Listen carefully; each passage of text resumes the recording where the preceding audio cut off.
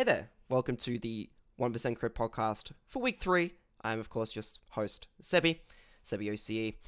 And this week, as you can see on the screen, that it's just me this week. I thought about getting another host or contacting a few people, but I've had a relatively busy week. And as you can tell, I'm getting a little bit sick. My eyes are a bit swollen, so I do apologize about that. But I decided to do a solo show this week and to see how we go, sort of talking about a big week in the Oceania scene for League of Legends. We had a big week of OPL, including the OCE Classico between Legacy and Chiefs, which proved to be a wholly contested, fantastic game. And we had some other games in between that were some pretty good, some not so good, and we'll talk about those, obviously. And I'll be talking about the Weekend Warriors tournament wrap-up that happened on both Friday and Saturday, that both myself and Cadence from last week participated in. I'll be talking about that, and I'll be looking at the finals draw and what my predictions are for each game and who I think will win the whole tournament. So this week, the OPL Twitter didn't actually upload a standings that I could screenshot, but we have this one instead. Beautiful. It's basically the same thing. So this week, it sort of ruins the results for OCE Classico if you haven't seen it already, but Chiefs picked up the big win over Legacy in the OCE Classico. Sees them go 8-0, undefeated so far, and Legacy in second, obviously, at 7-1, so their only loss is against Chiefs, so it does bode well for the rest of their season, that even though they did lose to Chiefs this week, it was quite a fantastic game. Direwolves took sole possession of third place, which is quite impressive. Despite a slow start to the season, they've really started to pick it up, and they're starting to show their team synergy, and their solo lanes are really starting to improve, and Jungler Mur has really popped off this week, so I'm impressed. And the coach for Direwolves mentioned in one of the VODs that they do have a week upcoming against both Chiefs and Legacy in the same week. So it's a good position for them to be in, and it'll be a good test to see how they sort of hold up against the top two teams. Order in fourth place at 4-4. Another disappointing week for Order. They're really starting to come together slowly, but how slowly is definitely their detriment. They've really struggled to continue building a sort of advantage and sort of building momentum, if you will. So I'm really looking forward to seeing how they grow. Fifth place is tied between Avant and Pentanet. Avant obviously had a slow start to the season, but they've started to pick it up recently, and they're really starting to show some more team synergy that they lacked in the earlier weeks. And Pentanet at 3-5 as well. Pentanet still really struggling to find their footing. They still do have, those strong individual lanes, but their team synergy is sort of lacking at the moment. So, looking forward to seeing how their macro progresses. In 7th place, we have Gravitas at 2-6. Another disappointing week for Gravitas. After being 2-2, they've really started to struggle with 4 straight losses, which really sucks to see. Beats is having to play in the top lane in place of nobody, so a mid lane main in top, and they have CM in mid, and they used Belong, their new ADC, in Game 2 of this week. But they've really started to struggle in their macro, which is something I mentioned in the first couple of weeks, and it really hasn't really progressed since then, so they're sort of struggling at the moment. And in 8th place, unfortunately, it's Mammoth. Mammoth yet to pick up a win, and they actually had a really unfortunate game as Direwolves this week where they lost in 20 minutes. Doesn't bode well for the rest of their season, and they're really sort of just struggling to find their footing and have overall been quite disappointing. So we shall start at Game 1 for Week 1, as I actually took a graphic this week instead of having these sort of like just the whatever. If you've watched previous weeks, you'll know.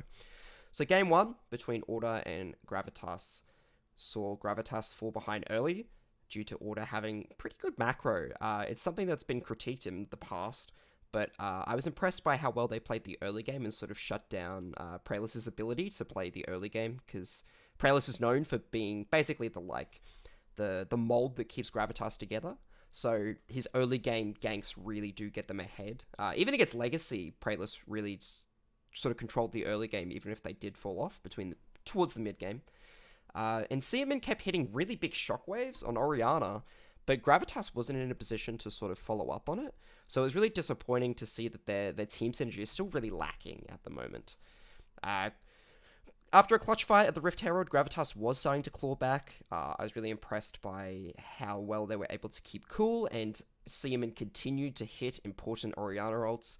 But after an awkward fight in the mid lane, Hayri was able to hit a sleep on Puma, and as both K-Pop and Seaman went to cover, Swiper hit a really gigantic 3-man ult on his set, and just crushed the team fight. Instant 3 kills for Order, and the game was edged out there. The Baron afterwards really sort of was the turning point for Order taking a big lead against Gravitas. But Gravitas were able to hold their base. The Baron from Order didn't really achieve a lot. They got a not a Nexus Tower, sorry, a Inhib Tower, I think. But weren't able to do much. But after Order started up the Baron, Gravitas had full vision of them taking the Baron. So Order hid in a bush, and Gravitas face-checked it and basically got wiped. They were in a 4v5, so they'd taken a pick before the fight, but afterwards they just walked into a bush and took a terrible fight. Order got basically a clean ace, and despite being a pretty messy game from Order, it was a 35-minute game after taking Baron, so can't really complain for Order, but their macro was definitely superior in early game, but Gravitas was starting to edge them out in team fights in mid game, so the big turning point was the mid fight with Swiper getting a big set ultimate. So, game 2 was between Mammoth and Pentanet.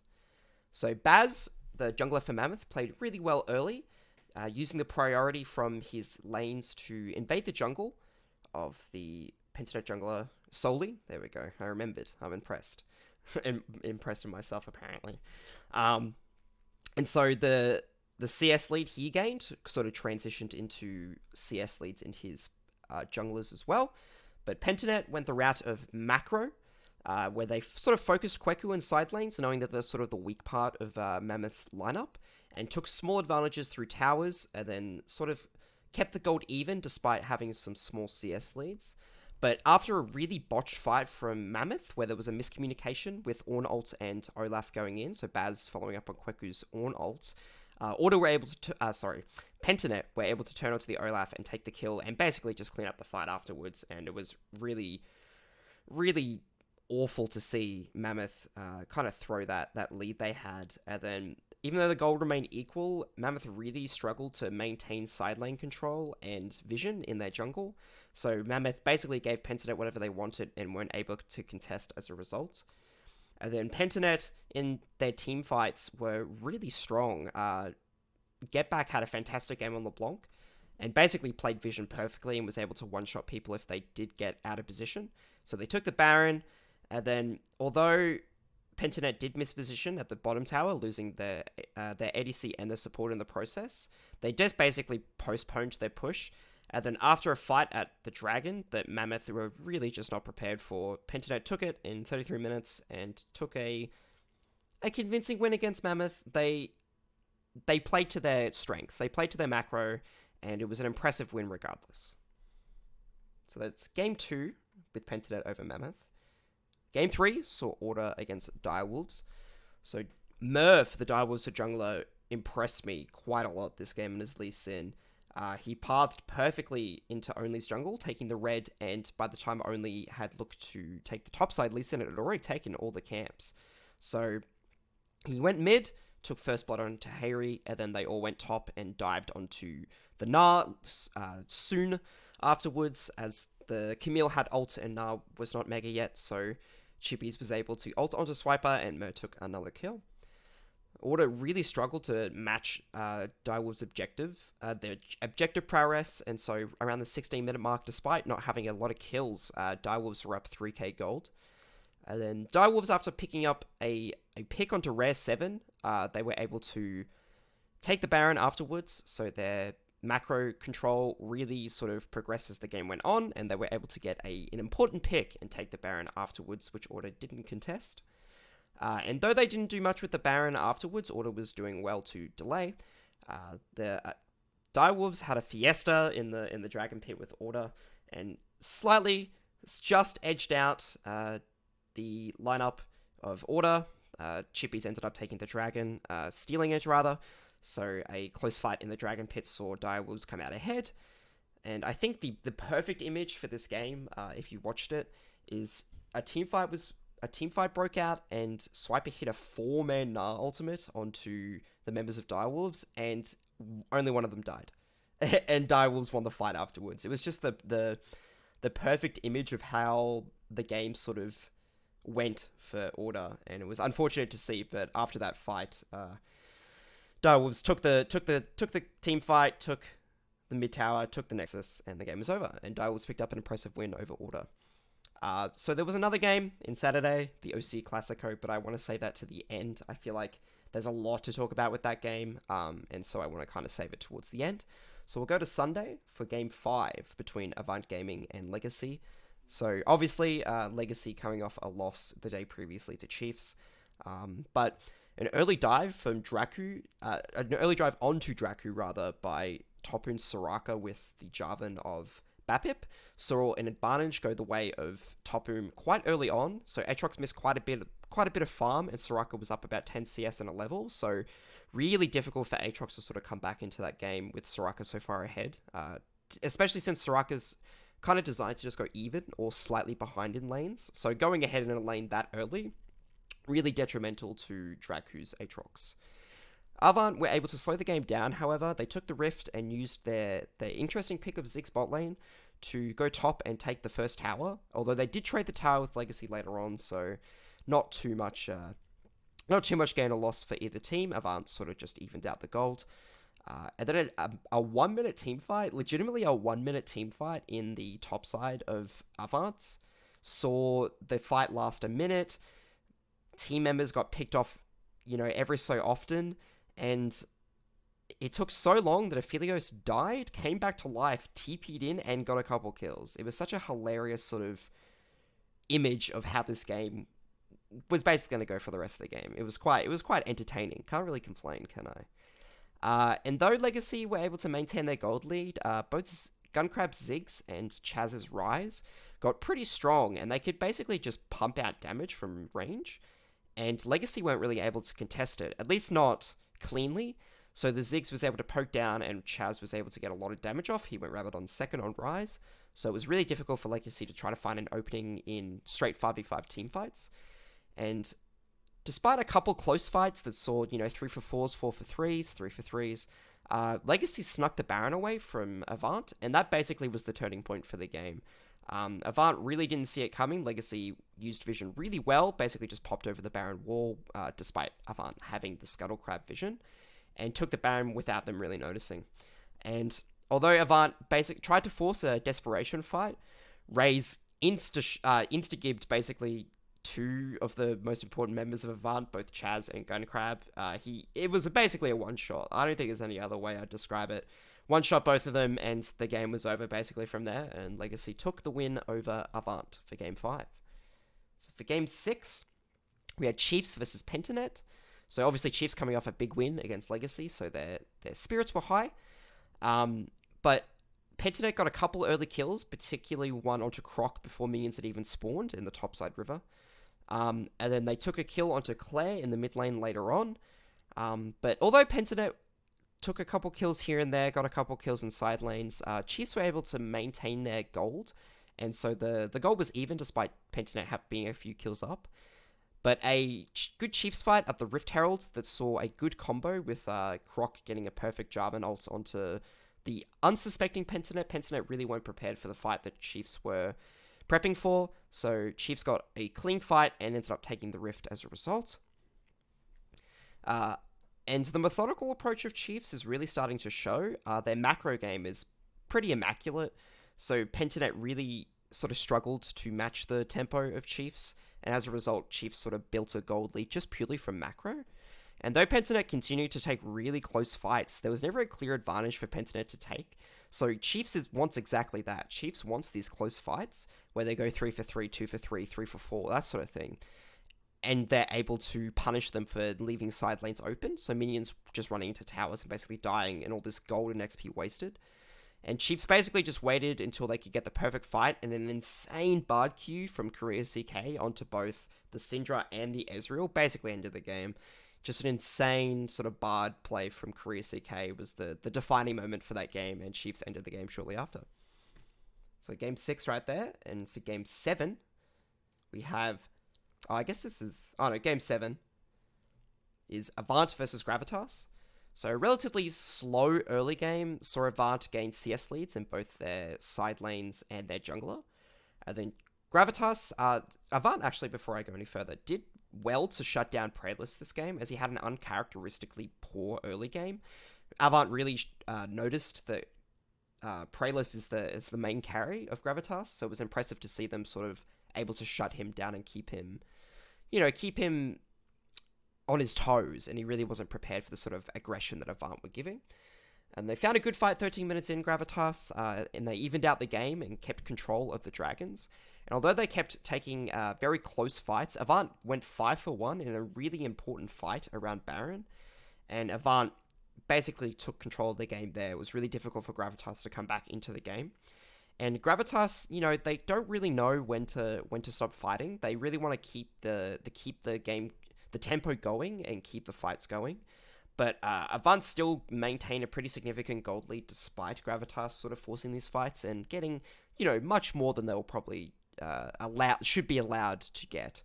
But an Avant fight at the Baron where they took it pretty cleanly resulted in them breaking up, opening the base, despite losing two pretty key members in both Ezreal and I think Aatrox as well. Or it might have been LeBlanc, but an ace a few minutes later from Avant sealed the game despite some pretty nail-biting moments overall from Avant and Gravitas. So it was a good game to watch despite Gravitas ended up resulting in Gravitas sort of just ended up losing despite Belong having a decent game, but his Stormrazor buy on MF was a bit of a head-scratcher. I've just noticed that I didn't put in a screenshot for Game 8, but you don't really need it. It was Direwolves versus Mammoth. Direwolves, their self-admitted 4-fun comp with Urgot mid and Olaf top, paired with a Yuumi support, was just a bloodbath. Chippy's just outmatched Kweku in the side lane and got 3 solo kills, so 2 on Kweku and 1 on Baz in his jungle, so he's pretty unstoppable. And there's not much else to say about this game. Direwolves just ended the game in 21 minutes. Mammoth were really unprepared for such an aggressive comp and were clearly outmatched. So, the moment you've all been waiting for, OCE Classico, Game 4 for the OPL this week, and on the last game of Saturday. So a much hotly contested game, as it's both the undefeated teams bashing heads. And a surprising pick from Croc, actually, with the Nidalee jungle and Isles on the Rumble support. So 2 really interesting comps that were basically designed to go super aggro and keep fighting. And that's exactly what we got. At 4 minutes, 5 members of Legacy were bot and 4 members of Chiefs were bot. Such an insane early game, and Legacy ended up picking up 4 kills in the bot lane for Chiefs 1. So they ended up getting a super early lead on Baptist's Jarvan. But Croc, sort of quietly biding his time, pushed the wave top and got 2-level advantage onto Jarvan, making the play bot lane. And as a result, got a significant CS lead and was able to cancel out the advantage that Topun had gained from bot lane as he pushed in, I think, 3 waves worth of minions. It was pretty a great macro decision by Croc as he was top lane. Another hectic fight at Dragon saw Chiefs come out slightly ahead. I think it was a 3-for-2, or that might have been later. There was so many fights this game, it was really difficult to keep up with what was happening and who was winning which fight. It was pretty impressive, actually. Another close fight in the bot lane saw Katsuri pick up a couple kills, a couple of really important kills, couple shutdowns. So Legacy and Chiefs really just wanted to fight this early game and try and get an advantage, but it resulted in nothing. Both teams were really closely matched. And the game, although the game, I use this very loosely, slowed down, both teams were still looking for every fight they could take and only losing 1 or 2 members either side, or even just like getting a couple picks. It was a very close sort of mid-game. But Chiefs were more accustomed to playing this quick style continuously. So, though Legacy was trying to keep up with Chiefs' tempo, Chiefs were much more prepared to sort of keep this aggro game going. And Croc was so far ahead on his Nidalee that it was really difficult to sort of contain his anger, I suppose. No, his power. He was so far ahead, it was really difficult for him to be matched. And so they ended up getting the Baron, But they did lose a fight shortly thereafter, so I think they kept one Baron member alive, but it was a good fight for Legacy as they sort of cancelled out the Baron take. And though Legacy ended up picking up the Infernal Soul, Chiefs got the God fight, got such a fantastic fight, and though Legacy did have that Infernal Soul, which should be a game ender basically, both Croc and Katsuri were far much stronger than their counterparts, and Croc just showing why he's potentially the best jungler in OCE at the moment, despite being a rookie from Korea, and ended the game shortly thereafter. A really impressive game from Chiefs, and definitely game of the split. You can't complain about this game. This game had everything: fights, macro, micro, impressive outplays, good 1v1s, players just showing why they are the top two teams in OCE right now. And as spectators, we can't really complain. That's exactly what we want from our region. So, as I mentioned before, the standings for this week, Chiefs went undefeated and Legacy in second. I think the top three at the moment are just so much significantly better than every other team. Direwolves really starting to get better with their team synergy, and Legacy obviously only losing the game to Chiefs, so you can't really take too much into account for their loss. And Chiefs just so much better than every other team at the moment. It's going to be really difficult for Chiefs to sort of be caught. Order, Avant, and Pentanet very close together. Order sort of disappointing at the moment, and Avant getting better, and Pentanet sort of disappointing as well, so it could be very hotly contested for fourth. Gravitas really still struggling to find their team synergy, and having an auto-filled top laner who's a mid lane main is really sort of a detriment to them at the moment. And Mammoth, by far and away the worst team in OPL right now, which sucks, but it's good. The Mammoth looking to sort of build an amateur roster, and I do hope they stick with them in the long run. So that about does it for OPL this week. A really impressive OPL week, and I do hope you chose wisely if you did some picks or you did some betting. I know I've been sort of slack on the betting, but yeah, a really great week for OPL. And the other major thing for this week, there was really no big OPL news, other than Belong sort of debuting and Violet debuting for Avant as well. But we had the Weekend Warriors tournament that both myself and Cadence from last week participated in. We had my team, Kaido Fan Club, had an unfortunate circumstances that forced us to pull out of day 2. Our jungler was unable to play, and our substitutes were unavailable, so we didn't have any choice but to pull out. We went 1-1 for the first 2 games, and then our jungler was then able to play the game 3 for circumstances I won't get into on the podcast. And so game 3 was pretty much just our ADC autofilled and our sub autofilled, so it was really difficult to play, and we just decided that unfortunately day 2 was not going to be worth playing, as it was unfortunate. It really sucks because I definitely think we could have gone far, but yeah, thought I'd just give an explanation to why my team sort of struggled. We lost a game to Trident that we definitely should have played better, and we beat 52 Faces, and we definitely would have beat Kraken if we did have our full team, which sucks, but that's just how it is sometimes. I'm not too upset about it. I am happy that I got to play in a team environment again, and it does encourage me to maybe get back into playing amateur again. So we'll see. But I sort of thought I would go over the groups. I didn't really watch too many of the games as I was playing day 1 and day 2. They only really streamed 3 games because it was difficult to get the way the streams worked is they sort of did, if you ever watched Academy Rush, they sort of jumped in between games, in between groups rather. So for Group 1, Stormwolves, undefeated against both Dissonance, Risen, and Weekend. So Weekend Wanderers, blue side ended up pulling out the day before the tournament, so Weekend Warriors basically had to find whatever team they could, and no teams were really available for that sort of tournament, so they just used one of their teams, Weekend Wanderers, for Group 1.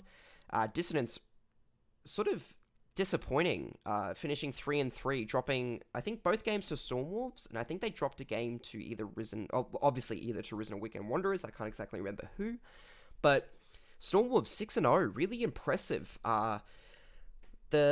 The interesting thing about Dissonance is they don't really have a particular star player, just all their players are so good at playing as a team that it really showed even in their weaker games, it definitely showed that they were not too reliant on one or two players.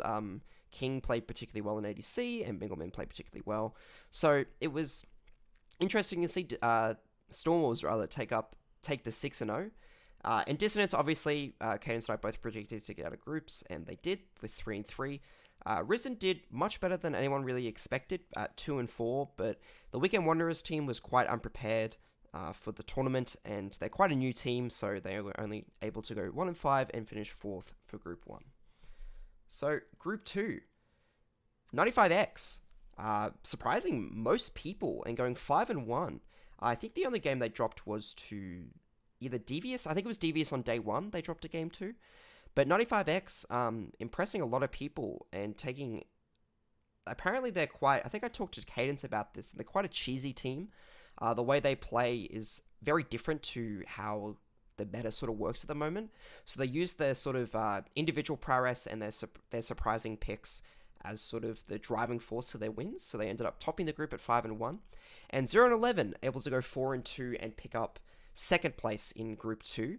The most surprising thing about this was Devious. They were 2-1 after day 1, so they were pretty much poised to take the first spot, as they looked pretty much better than every other team, but they dropped all 3 games, day 2, even a game to Sin, who not a lot of people rated, who ended up finishing 1-5 and finishing 4th, but yeah, 0-11 kind of scraping through to grab second place, despite Devious looking strong on day 1. Devious dropping every game, so it was pretty easy for 0-11 to pick up second place in Group 2. So Group 3 saw Mask Off and Weekend Warriors go 5-1. Both Natives and Supernovas finishing tied for 3rd at 1-5. Natives not performing as well as people expected. They had quite a strong individual players, but obviously they weren't too practiced together as a team and dropped a lot of games they definitely should have won. Mask Off and Weekend Warriors, obviously, Mask Off, the favourites to win the tournament, and Weekend Warriors, I'm surprised, finished 5-1, but they did have they had an easier group than most groups, so going 5-1 was definitely not that much of a surprise, and Supernovas were able to pick up a win, which is very impressive. Definitely a group they were expecting to go 0-6 in, but definitely good that they were able to pick up a win. So Mask Off and Weekend Warriors tied for first in that group, and I believe Mask Off won the tiebreaker.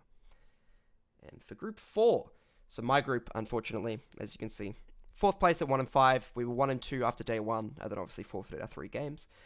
Trident finished 5-1, which was not surprising to a lot of people. They have an OCS bot lane and good strong top jungle.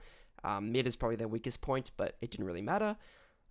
And Kraken actually finished 4-2, so 52 Faces sort of disappointing at 2-4 in 3rd place for this group.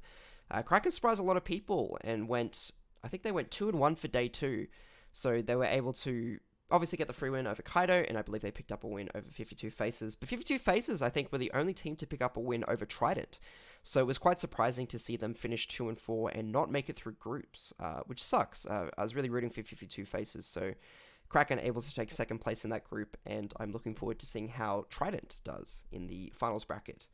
And speaking of the finals bracket, this is it. I'll make it a bit bigger. There we go. So, 95X on the left side. I guess I'll go from left to right. So, 95X drew Dissonance. So, first place from Group 2, going up against second place from Group 1. I think 95X. So, all of these, both the quarters and the semis are best of 3. Unfortunately, they aren't best of 5, but I understand for time constraints, they kind of have to be best of 3. So 95X versus Dissonance. Stormwolves from Group 1, first place from Group 1, taking on Kraken, who's second place from Group 4. Trident, first place from Group... Oh, Mask Off. Okay, so Mask Off lost the tiebreaker. There you go. Trident, first place from Group 4, taking on Mask Off, who finished obviously second in Group 2. And Weekend Warriors, who finished first in Group 2, taking on... Group 3, sorry, taking on 0-11, first place from Group 2.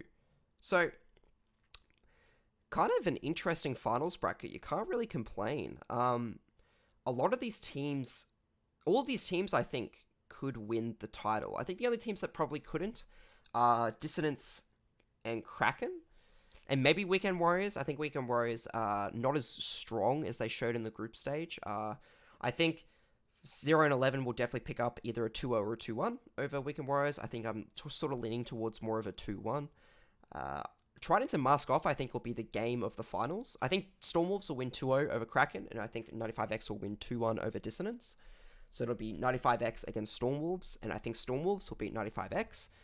And then I really don't know between Trident and Mask Off. I think Mask Off will beat Trident 2-1. I think it'll be a super good series. And then I think 0 and 11 will beat Mask Off, and Stormwolves will obviously beat 95X. So I think it'll be Stormwolves versus 0 and 11. And I honestly can't predict that final. They're playing quarters and semis this week, so I'm not going to predict any further than that. I'm going to just stop at the grand final and talk about the grand final next week. But I'm really excited to see how this final bracket plays out. I'll definitely be watching the games, and I suggest you do too. Twitch.tv/WeekendWarriorsOCE, I believe is their Twitch handle. It'll be in the description anyway. So I look forward to watching the finals, even though it's not how I planned to be watching the finals. I plan to be playing in it, but I'll have to be spectating instead, which, is unfortunate, but there's not a lot you can do about that. Just some unforeseen circumstances led to an unfortunate resolution, but what can you do? So that about does it for the 1% Crit podcast for week 3. I don't have much else to say. I don't really have anything to plug. Except myself, obviously, twitter.com/SebbieOCE, twitch.tv/SebbieOCE. Leave a video a like, subscribe to the channel if you'd like to see more podcasts. I'll hopefully be doing this every week. Today I really wasn't feeling like doing it, but I woke up at a decent time and got everything together and recorded for, roughly 30 minutes. I think having a host definitely sort of allows for not more content, but more ideas to bounce off each other, so it makes for more engaging conversations. So I'll definitely be looking for a host next week, but I hope you did enjoy looking at my beautiful face for the 30 minutes, and I hope you made it towards the end. So thanks for watching. I really appreciate it, and I've really appreciated all of your feedback as time has gone on, and I hope you can join me next week to wrap up OPL Week 5 and the Weekend Warriors Tournament, where we'll talk about the grand final, and I'll probably go in depth into each team and see if I can maybe get a couple interviews. We'll see what we can do. Really appreciate you watching, and I hope that you are already having a fantastic day and continue to have a fantastic day. Bye for now.